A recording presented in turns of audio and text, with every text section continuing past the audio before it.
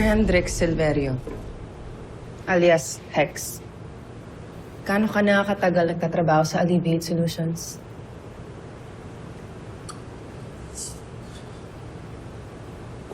Limang taon. 5 years? Makukulong ka, Hex. Tutulungan ko kayo. Ibibigay ko sa inyo lahat ng nalalaman ko kapalit ng kalayaan ko. Hindi ka nakikipag-deal dito. Kailangan niyo ako. Alam ko ang bawat galaw nila. At kung wala ako, magpapaikot-ikot lang kayo.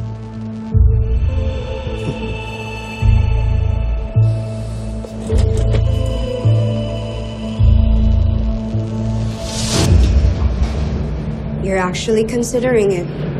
Ano sinasabing mapayag ako? Kitang-kita naman sa mga mukha mo na gusto mo. So what now? What's your plan? Gawin siyang asset? My God, Isa. You don't even know how big of a risk that is. Here's my take. Kapag yan pumalya, kapag yan tumakas at pag nagkamali ka, please make sure na ikaw yung manalo. At paano kung tama ako? Paano kung matulungan tayo ni Hex na malaman kung sino ang nasa likod ng sindikatong yan? Well, then prove it without compromising the case. Because the moment na nag-depend ka sa kanya, you've already weakened your position. You know what, Isa? Don't let desperation dictate your strategy. It's not desperation, it's adaptation. Call it whatever you want, pero mali ka. At kung ako ang tama? Of course, tama ako. Because if I was in your position, I wouldn't put my name in jeopardy. But then that's you. And that's you. You're the chief. Ikaw magde-decide. And it's your future. Tama ka doon. Ako nga mag-decide. And my decision is, we'll do a background check on Hex. Have a problem with that?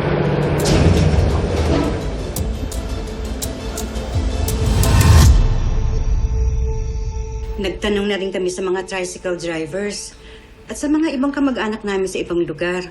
Nagtutulungan na kami lahat para lang mahanap ang kapatid mo. Kami rin, Galo. Nag-ikot-ikot na hanggang sa kabilang barangay. Nakausap na namin yung mga tanod doon.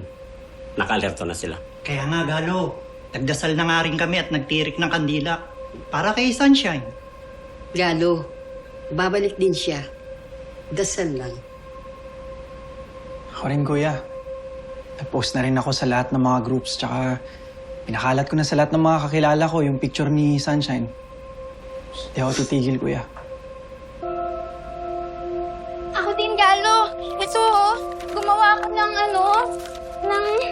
ng listahan ng mga pinupunta namin ni Sunshine.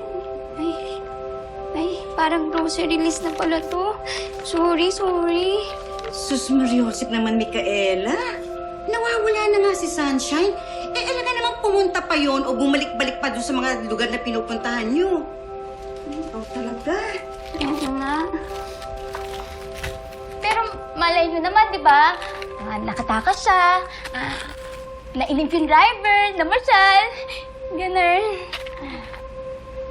Maraming salamat ho sa inyo, ah. Hindi ko kasi kaya mag-isa to, kaya maraming salamat ho. Mahanap din ho natin si Sunshine ng sama-sama. Makakasama ulit natin siya. Salamat ho. Kasi sa urban poor.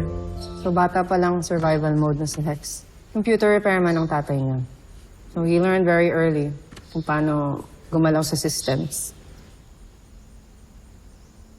Binatilyo pa lang, marunong na siya mag-hack at mag-bypass ng mga password. Doon siya napansin ng mga sindikato. Binigyan siya ng pera, ng protection. And then, pinasok siya sa ASG. Maniniwala ka naman doon. Well, it's still unverified, but you can't ignore the facts. Still, he's a criminal. And that's a liability. You should know that. Minorningan niya tayo about dun sa bomba. That's security protocol ng sindikato. Or they're just too smart. And that was a setup. Or hindi lang talaga siya masama. One wrong move at kaya niyang sirain lahat. Or isang tama. At mapapabagsak niya ang sindikatong to at may babalik natin ang kapatid ni Galo. Still, it's a risk. But it's also an opportunity. Nanamali ka na nga. Verify na lang natin lahat to.